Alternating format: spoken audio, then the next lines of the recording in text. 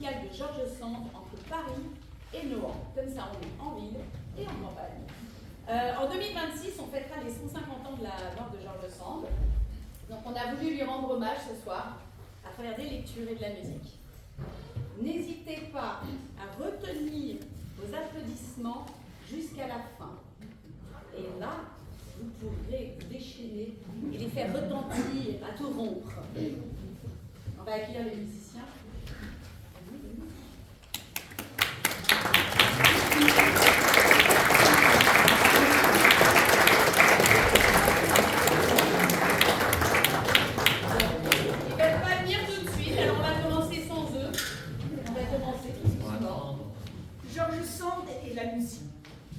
George Sand a passé sa vie entre ville et campagne, entre Paris et Nord.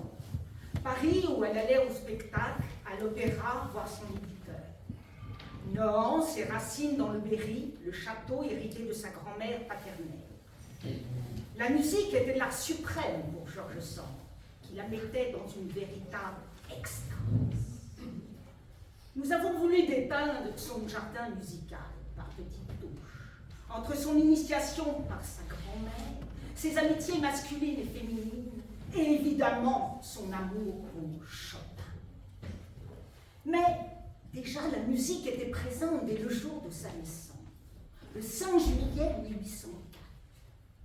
Elle raconte dans l'histoire de ma vie que lors d'une fête, alors que son père jouait une contredanse au violon, sa mère, qui portait une jolie robe couleur de rose, se sentit un peu fatiguée et s'est retirée pour accoucher.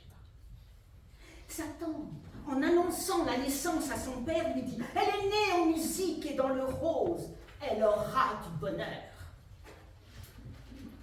Première émotion musicale. Extrait de Histoire de ma vie de George Sand. Un souvenir qui date de mes 4 premières années et celui de ma première émotion musicale. Ma mère avait été voir quelqu'un dans un village près de Paris, je ne sais lequel. L'appartement était très élevé et de la fenêtre, étant trop petite pour voir le fond de la rue, je ne distinguais que le fait des maisons environnantes et beaucoup d'étendues de ciel. Nous passâmes là une partie de la journée, mais je ne fis attention à rien, tant j'étais préoccupée du son d'un flageolet qui joua tout le temps une foule d'airs qui me parurent admirables.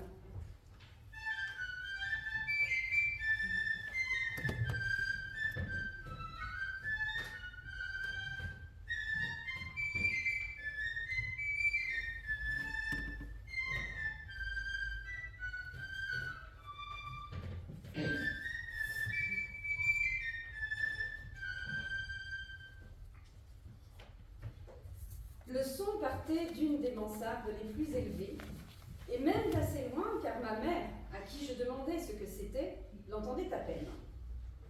Pour moi, dont l'ouïe était apparemment plus fine et plus sensible à cette époque, je ne perdais pas une seule modulation de ce petit instrument, si aigu de près, si doux à distance, et j'en étais charmée. Il me semblait l'entendre dans un rêve. Le ciel était d'un bleu pur et étincelant. Et ces délicates mélodies semblaient planer sur les toits et se perdre dans le ciel même. Qui sait si ce n'était pas un artiste d'inspiration supérieure, qui n'avait en ce moment d'autres auditeurs attentifs que moi. Ce pouvait être bien aussi un baryton qui étudiait l'air de la Monaco ou des Folies d'Espagne.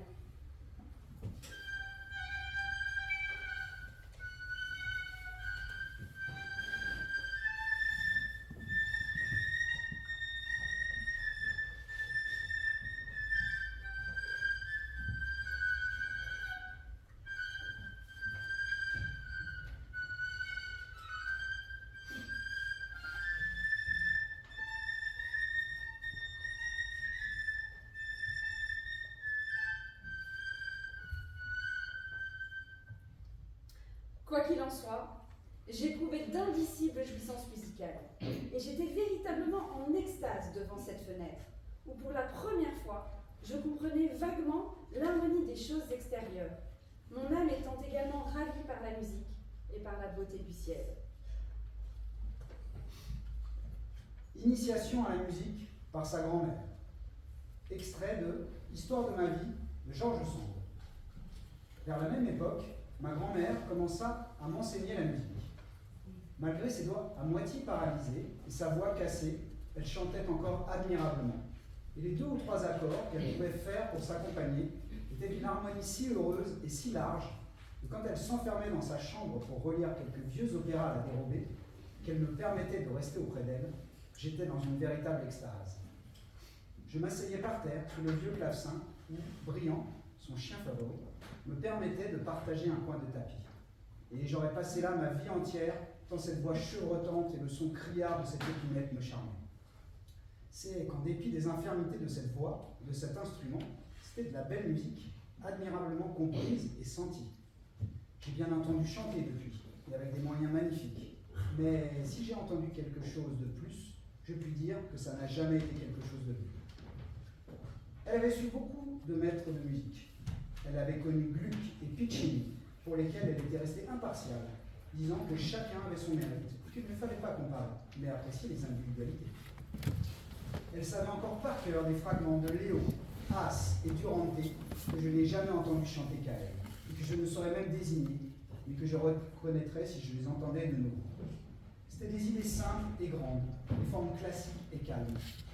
Même dans les choses qui avaient été le plus de mode dans sa jeunesse, elle distinguait parfaitement le côté faible et n'aimait pas ce que nous appelons aujourd'hui le repos. Son goût était pur, sévère et grave. Elle m'enseigna les principes, et si clairement que cela ne me parle pas la mienne. Plus tard, quand je vis les maîtres, je ne compris plus rien, et je me dégoûtais de cette étude à laquelle je ne me pouvais apprendre. Mais depuis, j'ai bien senti que c'était la faute des maîtres, plus que la mienne, et que si ma grand-mère s'en fût toujours mêlée exclusivement, j'aurais été musicienne. Car j'étais bien organisé pour l'être, et je comprends le beau qui, dans cet art, m'impressionne et me transporte plus que dans tous les autres.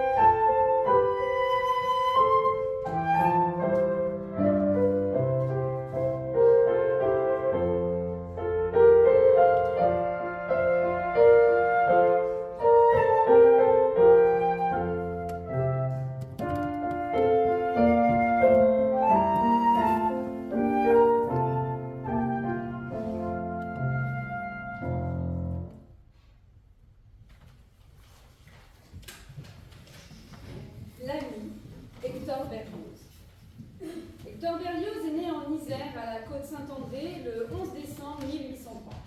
Passionné de musique dès son plus jeune âge, il commence ses premières œuvres à l'adolescence tout en se destinant à la médecine. Plus tard, et contre l'avis de ses parents, il abandonnera ses études pour se consacrer entièrement à la musique. Idéaliste, passionné, voire exalté, ultra sensible, ne craignant pas de bousculer les codes, il incarne le romantisme jusque dans l'incompréhension, voire le rejet de certains, alors qu'il aspire lui-même à être reconnu de ses pairs. Franz Liszt et George Sand sont néanmoins d'ardents amateurs et défenseurs de Berlioz. En 1830, ce dernier compose la symphonie fantastique qui reçoit le prix de Rome. Il meurt à Paris le 8 mars 1869. Rencontre. Hector Berlioz et George Sand fréquentaient les mêmes cercles parisiens romantiques dans les années 30. Ces cercles réunissaient des personnalités telles que Franz Liszt, Marie Daly, Victor Hugo et tant d'autres. George Sand était une grande admiratrice de la musique et du caractère passionné de Berlioz. Dans son journal, elle écrira en 1826, bien avant leur rencontre: « Je veux m'entourer d'hommes purs et distingués. Loin de moi les forts, je veux voir des artistes. Liszt, Delacroix, Berlioz, Meyerbeer. Je ne sais qui encore. Je serai homme avec eux et on jasera d'abord. » Ils entretiendront tout au long du reste de leur vie une relation d'amitié intellectuelle et artistique.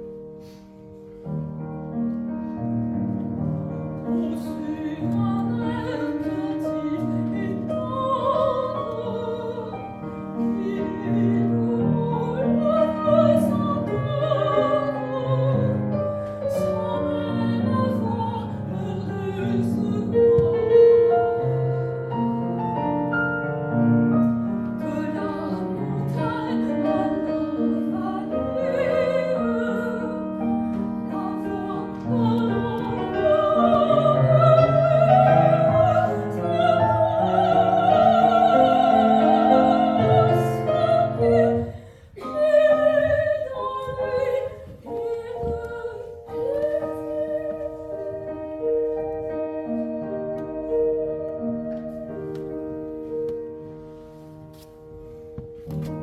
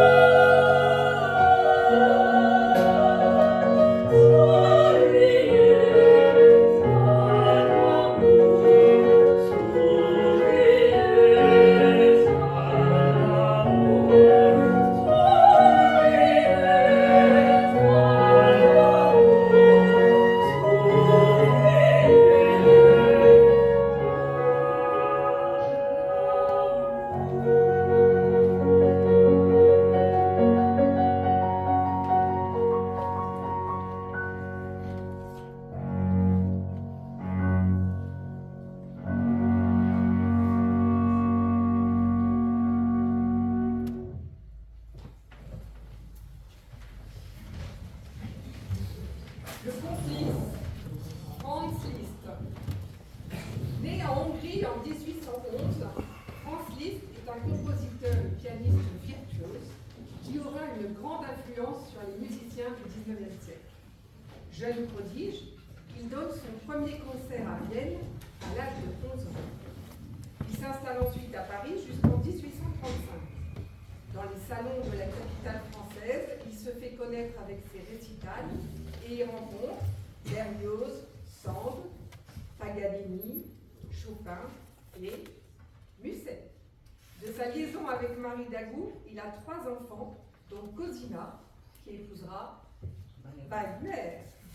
Il meurt le 31 juillet 1886 à Bayreuth, après être entré chez les franciscains en 1865. Rencontre.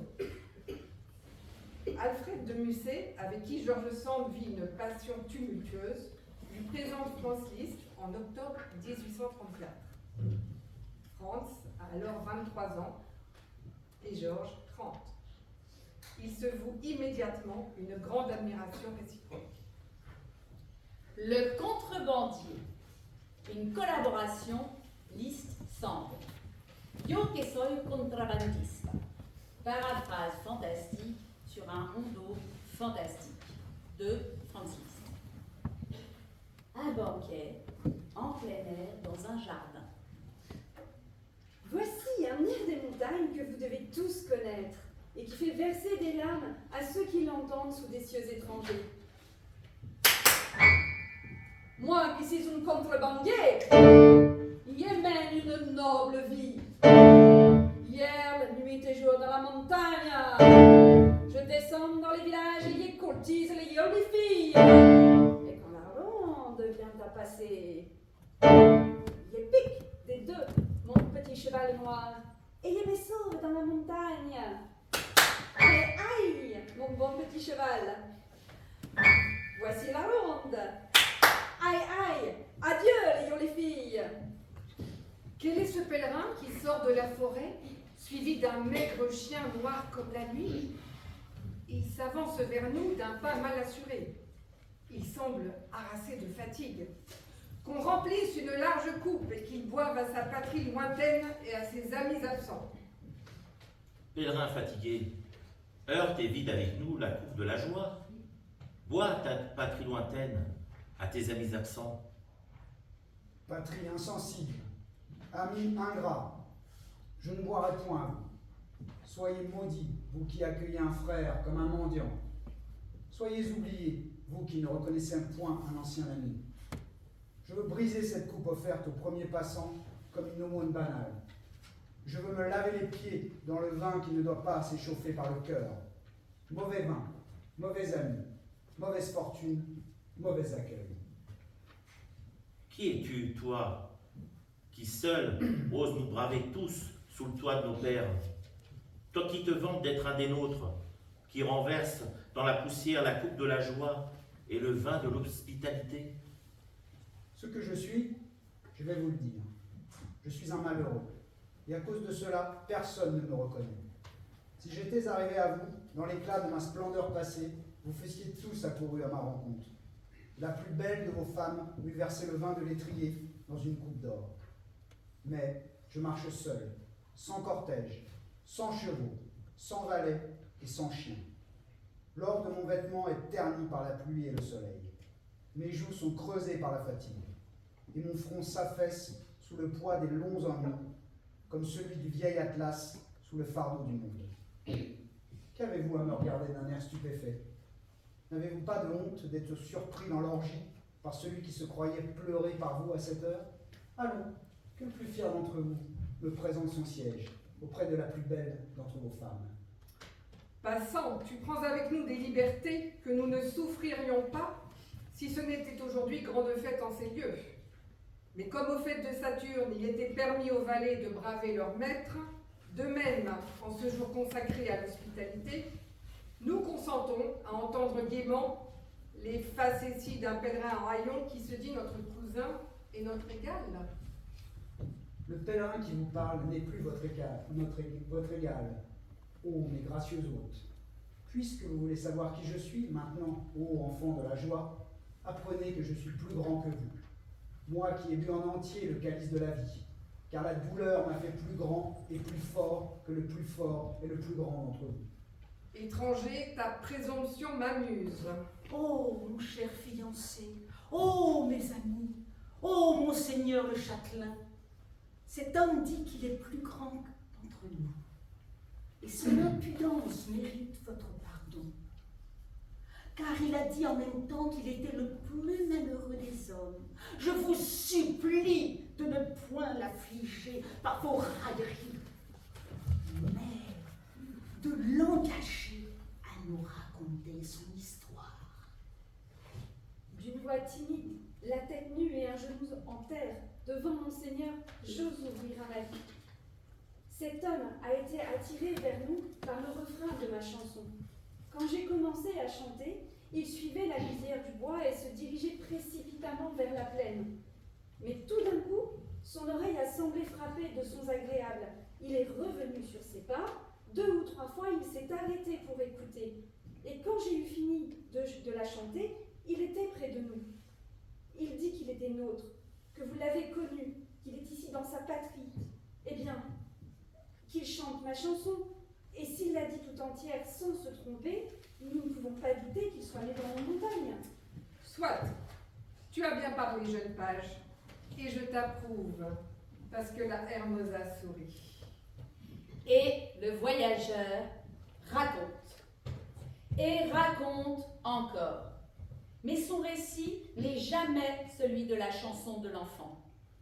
Il chante sa vie de berger, son amante, sa jalousie, sa guitare cassée sur le dos du rival et le poignard. Ce poignard qui tue l'amant et la perfide maîtresse. Il avoue sa fuite, sa douleur. Il vante sa nouvelle vie de guerrier des montagnes effrayant l'ennemi, d'aventurier kidnappant les jeunes filles. Il confie sa vie d'ermite, consolant le pèlerin, et de pénitent, pleurant et implorant le pardon tout au long de cette errance. Te moques-tu de l'hospitalité, barde audacieux? N'as-tu pas un chant facile, une mélodie complète? Depuis 1 heure, nous t'écoutons, naïvement, soumis à toutes les émotions que tu nous commandes. Et à peine as-tu élevé vers les cieux un pieux cantique, tu reprends la voix de l'enfer pour te moquer de Dieu, des hommes et de toi-même. Chante donc au moins la chanson du pays, où nous arracherons de tes mains la coupe de la joie. Dis enfin l'air du pays, où nous t'arrachons la coupe de la joie. Eh bien, le refrain vous embarrasse? Vous ne savez comment rentrer dans le ton et dans la mesure? Du courage, écoutez comment je module et comment je résume. Moi qui suis un chevrier, je donnerai toutes les chèvres de la Sierra pour un regard de ma belle. Moi qui suis un écolier, je brûlerai tous les livres de la faculté pour un baiser à travers la jalousie. Moi qui suis un amant heureux, je donnerai tous les baisers de ma belle pour un soufflet appliqué à un pédant. Moi qui suis un amant trompé, je vendrai mon âme pour un coup d'épée dans la poitrine de mon rival. Moi qui suis un meurtrier et un proscrit, je donnerai tous les amours et toutes les vengeances de la terre pour un instant de gloire. Moi qui suis un guerrier vainqueur, je donnerai toutes les palmes du triomphe pour un instant de repos avec ma conscience. Moi qui suis un pénitent absous, je donnerai toutes les indulgences du pape pour 1 heure de fièvre poétique. Et moi, enfin, qui suis un poète, je donnerai toute la guirlande d'or des prix floraux pour l'éclair de l'inspiration divine. Mais quand mon chant ouvre ses ailes, quand mon pied repousse la terre, quand je crois entendre les concerts divins passer au loin, un voile de deuil s'étend sur ma tête maudite, sur mon âme flétrie. L'ange de la mort m'enveloppe dans un nuage sinistre. Éperdu, haletant, fatigué, je flotte entre la lumière et les ténèbres, entre la foi et le doute, entre la prière et le blasphème, et je retombe dans la fange en criant « Hélas, hélas, le voile noir, hélas, hélas, où sont mes ailes ?» Hélas, hélas, le voile noir, hélas, hélas, où sont mes ailes? Assieds-toi, noble chanteur, tu nous as vaincus. Il n'a pas dit la chanson du pays, il n'en a pas dit un seul vers. Il a mieux chanté qu'aucun de nous. Pèlerin, accepte branche et de sauge écarlate. Trempe-la dans ta coupe et chante pour moi. Je ne chante pour personne. Je chante pour me satisfaire quand la fantaisie me vient. Adieu, jeune femme, j'emporte ta fleur couleur de sang. Le spectre m'attend à la lisière du bois. Adieu, châtelain crédule. Versez le vin du cru quand il... Pardon. Adieu, vous tous, grossiers buveurs, qui demandez aux barbes de vous verser le vin du cru, quand il vous apporte l'ambroisie du ciel. Chantez-la votre chanson du pays. Moi, le pays me fait mal au cœur, et le vin du pays encore plus. Allons, debout, mon compagnon, mon pauvre chien noir. Partons, partons. Adieu, les jolies filles. Il s'éloigne. Voilà un homme étrange. C'est un bandit. Courons après lui. Jetons-le en prison. Il chantera, et les murs des cachots crouleront, et les anges descendront du ciel pour détacher ses fers. Oh, écoutez, monseigneur, vous lui avez fait une promesse, c'est de le croire ami et compatriote s'il chante l'air du pays. Écoutez sa voix qui tonne du haut de la colline. Moi qui suis un contrebandier, je mène une noble vie. Hier, nuit et jour dans la montagne, je descends dans les villages et courtise les jolies filles. Et quand la ronde vient à passer, je pique des deux mon petit cheval. Il me sauve dans la montagne. Aïe, aïe, mon bon petit cheval, voici la ronde. Adieu les jolies filles. Par le diable, je le reconnais. Maintenant qu'il s'enveloppe dans son manteau rouge, maintenant qu'il saute sur son cheval, maintenant qu'il ose sa fausse barbe et qu'il ne déguise plus sa voix, c'est José, c'est le fameux contrebandier, c'est le damné bandit. Et moi, capitaine des rondes, qui était chargé de l'arrêter. Courons, mes amis, courons. Non pas, vraiment. C'est un noble enfant des montagnes, qui fut bachelier, amoureuse et poète, et qui, dit-on, s'est fait chef de bande par esprit de parti. Ou par suite d'une histoire de meurtre. Ou par suite d'une histoire d'amour. N'importe. Il s'est bravement moqué de toi, Diego. Mais en nous raillant tous, il a su nous émouvoir et nous charmer. Que Dieu le conduise et que rien ne trouble ce jour de fête, ce jour consacré à remplir et à vider les coupes de la joie. Que rien ne trouble ce jour de fête et vidons les coupes de la joie. Heurtons les coupes de la joie, que les flancs vermeils se pressent jusqu'à se briser. Souffle le vent du soir et sème sur nos têtes les fleurs de l'oranger. Célébrons ce jour de fête, heurtons les coupes de la joie. Amen. Vive la joie! Amen.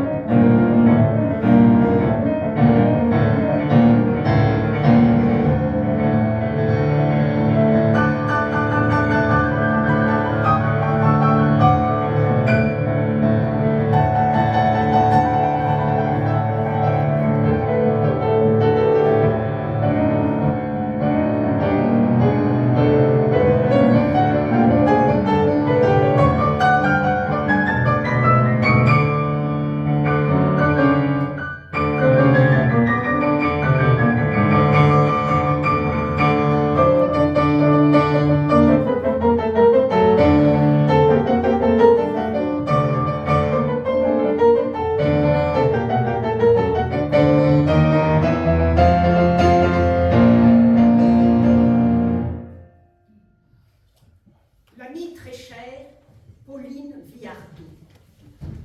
1821-1910, fille de parents espagnols, Manuel Garcia, ténor, et Maria Sitges, cantatrice. Épouse de Louis Viardot, amie de Georges Sand. Sœur de la célèbre cantatrice Marianne Malibran, diva au tempérament de feu. Morte d'un accident de cheval à 28 ans. On dira que Pauline est quelque part devenue cantatrice pour remplacer sa sœur aînée. Douée d'une intelligence exceptionnelle, passionnée de littérature et de poésie qu'elle met en musique, admirée par les plus grands artistes de l'époque. Rencontre. Pendant l'hiver 1839-1840, elle rencontre Georges Sand dans un salon voué à la musique où se produit Chopin. C'est le coup de foudre amical. Georges fait de Pauline l'héroïne de son roman Consuelo, publié en 1843.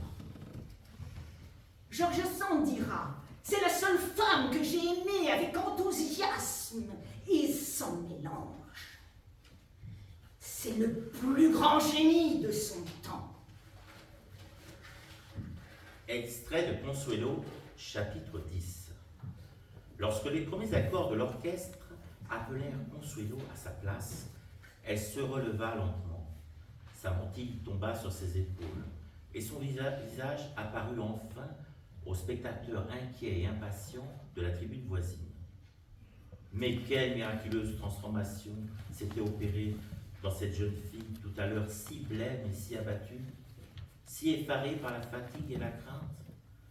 Son large front semblait nager dans un fluide céleste. Une molle langueur baignait encore les plans doux et nobles de sa figure sereine et généreuse. Son regard calme n'exprimait aucune de ces petites passions qui cherchent et convoitent les succès ordinaires. Il y avait en elle quelque chose de grave, de mystérieux et de profond, qui commandait le respect et l'attendrissement. Un feu divin monta à ses joues, et la flamme sacrée jaillit de ses grands yeux noirs lorsqu'elle remplit la voûte de cette voix sans égale et de cet accent victorieux, pur, vraiment grandiose, qui ne peut sortir que d'une grande intelligence jointe à un grand cœur. Au bout de quelques mesures d'audition, un torrent de larmes délicieuses s'échappa des yeux de Marcelo. Le comte, ne pouvant maîtriser son émotion, s'écria « Partout le sang du Christ, cette femme est belle, c'est Sainte Cécile, Sainte Thérèse, Sainte Consuelo.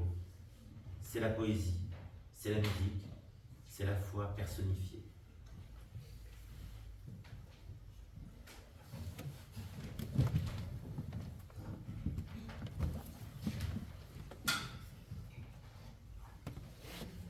Les sources sont fanées.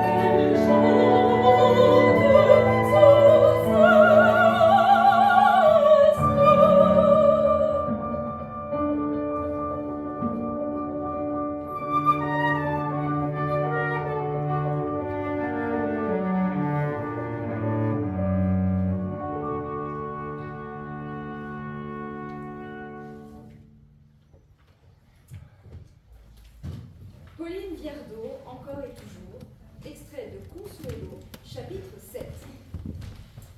Studieuse et persévérante, vivant dans la musique comme l'oiseau dans l'herbe et le poisson dans l'eau, aimant à vaincre les difficultés, sans se rendre plus de raison de l'importance de cette victoire qui n'appartient à un enfant, mais poussée fatalement à combattre les obstacles et à pénétrer les mystères de l'art par cet invincible instinct qui fait que le germe des plantes cherche à percer le sein de la terre et à se lancer vers le jour, Consuelo avait une de ces rares et bienheureuses organisations pour lesquelles le travail est une jouissance, un repos véritable, un état normal nécessaire, et pour qui l'inaction serait une fatigue, un dépérissement, un état maladif, si l'inaction était possible à de telles natures.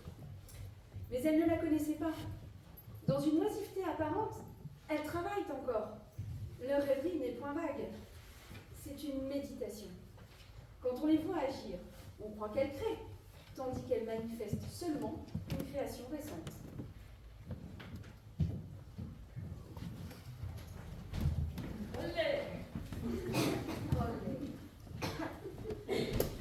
L'amour de ma chérie,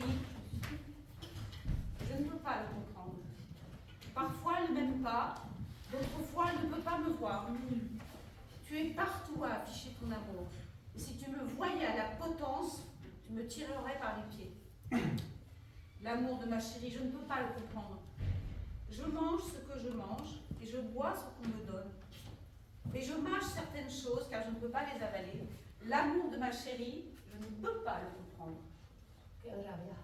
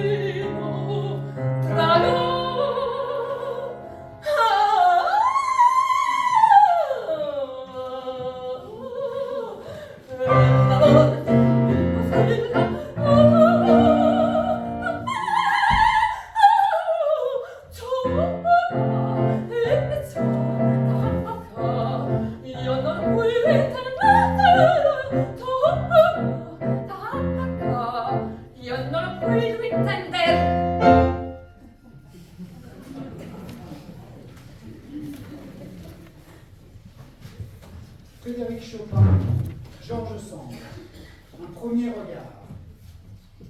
Première apparition de George Sand dans la correspondance de Chopin. Frédéric Chopin a sa famille à Varsovie, 1836. J'ai fait la connaissance d'une grande célébrité, Madame Dudevant, connue sous le nom de George Sand. Mais son visage n'est pas sympathique, elle ne m'a pas plu du tout. Il y a même en elle quelque chose qui m'éloigne.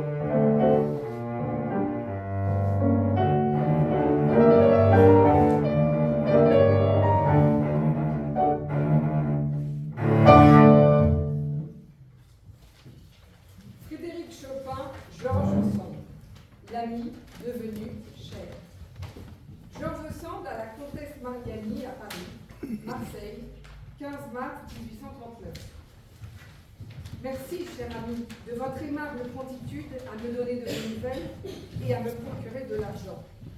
Chopin, de son côté, en a reçu hier, de sorte que nous voici à flot.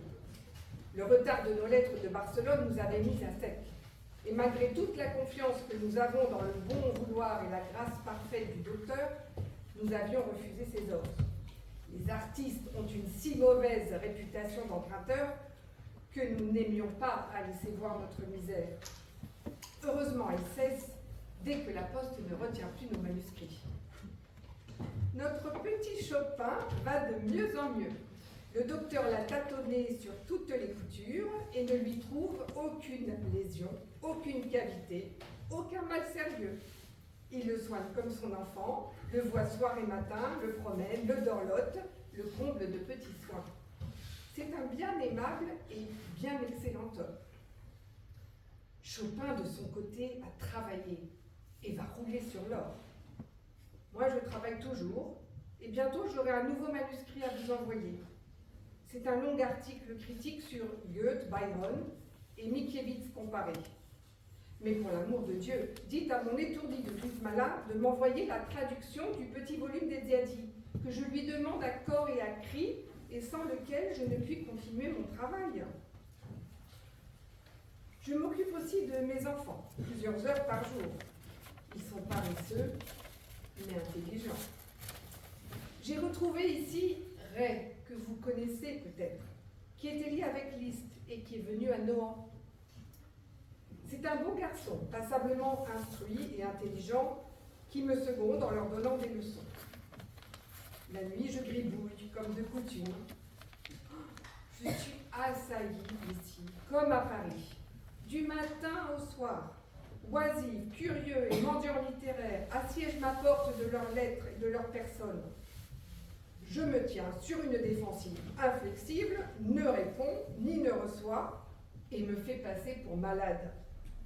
Ne soyez pas effrayés, s'il vous vient de ce pays la nouvelle que je suis mourante. Quand ils sauront que je me porte bien, je crois qu'ils seront furieux, car moins que partout ailleurs, on comprend ici l'horreur que peut inspirer la populasserie littéraire et le charlatanisme de la réputation. Il y a cohue à ma porte. Toute la racaille littéraire me persécute, et toute la racaille musicale est aux trousses de Chopin. Pour le coup, lui, je le fais passer pour mort. Et si cela continue, nous enverrons partout des lettres de faire part de notre trépas à tous deux, afin qu'on nous pleure et qu'on nous laisse en repos. Nous pensons nous tenir cachés dans les auberges tout ce mois de mars, à l'abri du Mistral qui souffle de temps en temps assez vivement. Au mois d'avril, nous louerons dans la campagne quelques bastilles de meublés. Au mois de mai, nous irons à Nohant. Et en juin, vraisemblablement à Paris, car je crois que c'est encore le pays où l'on peut vivre le plus libre et le plus caché. Plus je vais, et plus la vie retirée m'est nécessaire.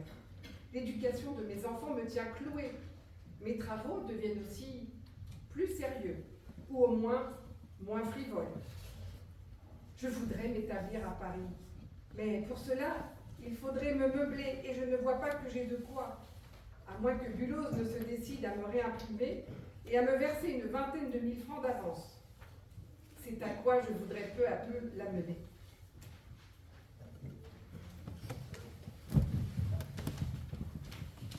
Quand ma chérie, dans un moment de gaieté, se met à babiller, gazouiller, roucouler, elle roucoule, babille, gazouille si délicieusement que ne voulant perdre un mot, je n'ose l'interrompre. Je n'ose lui répondre. Je veux seulement écouter, écouter, écouter. Mais quand son vif bavardage lui fera briller les yeux, ses lèvres tendres deviendront des baies rouges. Ses dents blanches brilleront comme des perles. Oh oui, à cet instant, j'ose plonger mon regard dans ses yeux. Je fixe sa bouche et ne veux plus écouter, mais seulement l'embrasser, l'embrasser, l'embrasser.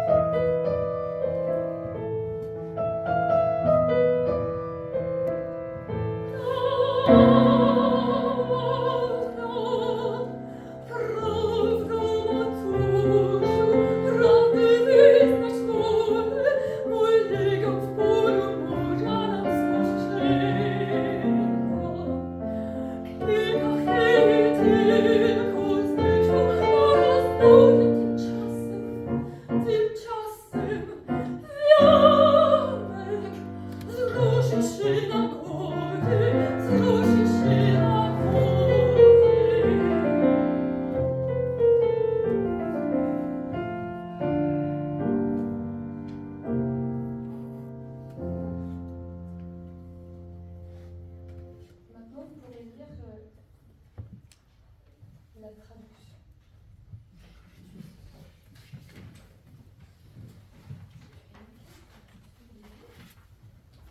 C'était ça, non? Ah non, je connais bien mon polonais. Et en fait, ce qu'on vient de vous chanter, c'est cette histoire. Bon, alors je vais vous raconter l'autre histoire, c'est qu'on vient de dire. Ah non. Ah oui, oui, c'est qu'on vient de dire. Le soleil se leva très tôt. Ah, je sais, voilà. Maman était assise à la fenêtre. D'où demande-t-elle? Où viens-tu, ma chère fille? Où s'est-elle mouillée de la couronne sur ta tête? Quand on doit porter de l'eau si tôt, ce n'est pas étonnant que l'on mouille sa couronne.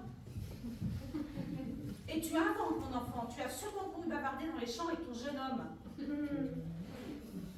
vrai, maman, je préfère confesser la vérité. J'ai aperçu mon ami dans les champs, il a suffi de quelques instants de bavardage pour que la couronne sur ma tête se couvre de rosée.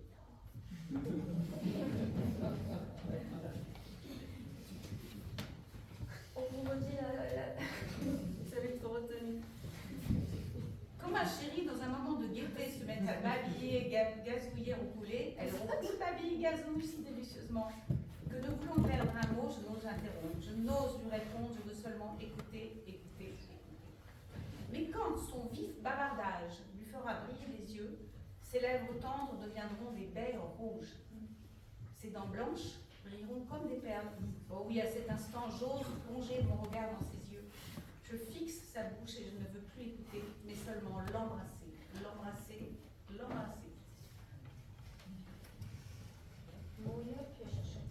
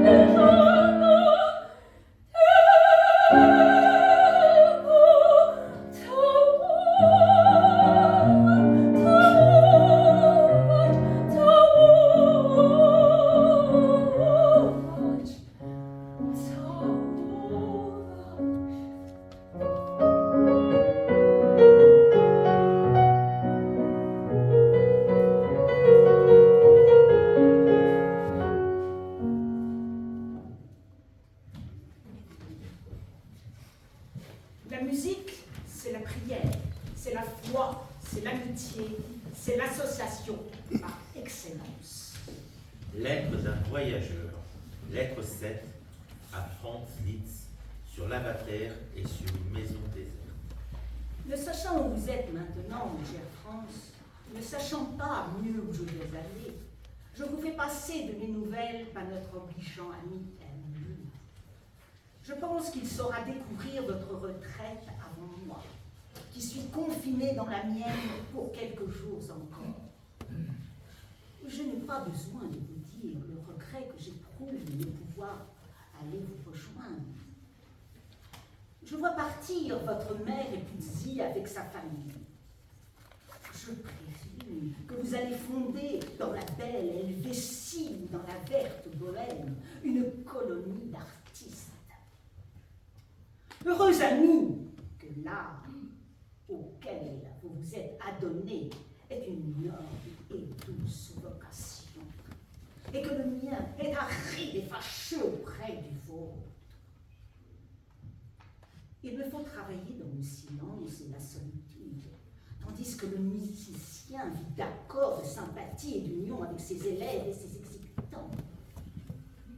La musique s'enseigne, se révèle, se répand, se communique. L'harmonie des sons n'exige-t-elle pas celle des volontés et des sentiments? Quelle superbe réplique réalise 100 instrumentistes réunis par un même esprit d'ordre et d'amour pour exécuter la symphonie d'un grand maître. Quand l'âme de Beethoven plane sur ce cœur sacré, quelle fervente prière s'élève vers Dieu. Oui, la musique, c'est la prière, c'est la foi, c'est l'amitié, c'est l'association par excellence. Je reçois de vos nouvelles par une lettre de Puzzi. Vous avez un piano en arc de perles. Vous en jouez auprès de la fenêtre, vis-à-vis le lac, vis-à-vis les neiges sublimes du Mont Blanc. France, cela est beau et bien. C'est une vie noble et pure que la vôtre. Mais si nos saints sont persécutés, vous quitterez le lac et le glacier et le piano de nacre, comme je quitte la terre, les pampres verts et la maison déserte. Et vous perdrez le bâton et vous prendrez le bâton du voyageur et le sac du pèlerin, comme je le fais maintenant, en vous embrassant et en vous disant adieu, frère, et à revoir.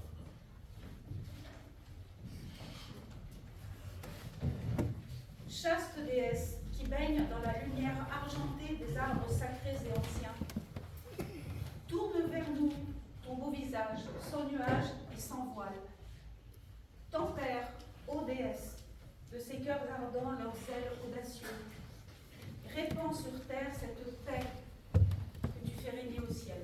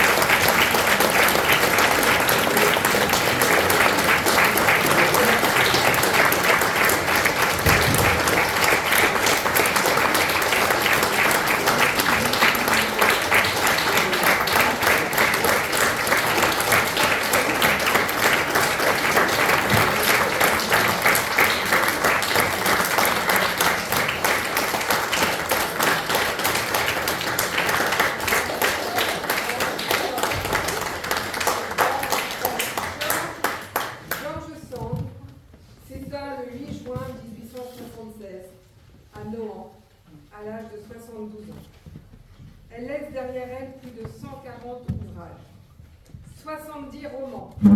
Cela inclut ses chefs-d'œuvre comme Indiana, Lélia, Consuelo, ainsi que ses célèbres romans champêtres, La Mare au diable, La Petite Fadette. 50 nouvelles et contes. Elle a excellé dans les formats courts, notamment avec les contes d'une grand-mère. 25 pièces de théâtre. Certaines sont des adaptations de ses romans, d'autres des créations originales jouées à l'Odéon et à la Comédie Française. 2 écrits autobiographiques qui sont des œuvres majeures. Histoire de ma vie, une œuvre colossale de plusieurs volumes, Elle et lui. Une dizaine d'essais et de textes politiques. Elle a écrit de nombreux pamphlets, articles de journaux et préfaces engagées. Enfin, sa correspondance, environ 40 000 lettres. C'est l'un de ses legs les plus impressionnants. 20 000 de ces lettres ont été retrouvées et publiées. Oraison funèbre. Je pleure une morte et je salue une immortelle. Je l'ai aimée, je l'ai admirée, je l'ai vénérée. Aujourd'hui, dans l'auguste sérénité de la mort, je la contemple. Je la félicite parce que ce qu'elle a fait est grand et je la remercie parce que ce qu'elle a fait est bon. Je me souviens d'un jour où je lui ai écrit. Je vous remercie d'être une si grande âme. Est-ce que nous l'avons perdu? Non. Ces hautes figures disparaissent, mais ne s'évanouissent pas. Loin de là. On pourrait presque dire qu'elles se réalisent. En devenant invisibles sous une forme, elles deviennent visibles sous l'autre. Transfiguration sublime. La forme humaine est une occultation. Elle masque le vrai visage divin qui est l'idée. George Sand était une idée. Elle est hors de la chair, la voilà libre. Elle est morte, la voilà vivante. Fatuer Dea. George Sand a dans notre temps une place unique. D'autres sont les grands hommes. Elle est la grande femme. Dans ce siècle qui a pour loi d'achever la Révolution française, de commencer la Révolution humaine, l'égalité des sexes faisant partie de l'égalité des hommes, une grande femme était nécessaire. Il fallait que la femme prouvât qu'elle peut avoir tous les dons virils sans rien perdre de ses dons angéliques. Être forte sans cesser d'être douce. George Sand est cette preuve. Il faut bien qu'il y ait quelqu'un qui honore la France, puisque tant d'autres la déshonorent. George Sand sera un des orgueils de notre siècle et de notre pays. Rien n'a manqué à cette femme pleine de gloire. George Sand était bonne, aussi a-t-elle été haïe. L'admiration a une doublure, la haine, et l'enthousiasme a un revers, l'outrage. La haine et l'outrage prouvent pour, en voulant prouver contre. La huée est comptée par la postérité comme un bruit de gloire. Qui est couronné est lapidé. C'est une loi, et la bassesse des insultes prend mesure sur la grandeur des acclamations. Le travailleur s'en est allé, mais son travail est fait. George Sand meurt, mais elle nous lègue le droit de la femme, puisant son évidence dans le génie de la femme. C'est ainsi que la Révolution se complète. Pleurons les morts, mais constatons les avènements. Les faits définitifs surviennent grâce à ces fiers esprits précurseurs. Toutes les vérités et toutes les justices sont en route vers nous. Et c'est là le bruit d'elles que nous entendons. Acceptons et saluons, sereins et pensifs, les grandes arrivées qui annoncent ces grands départs. Oraison funèbre de Victor Hugo à George Sand.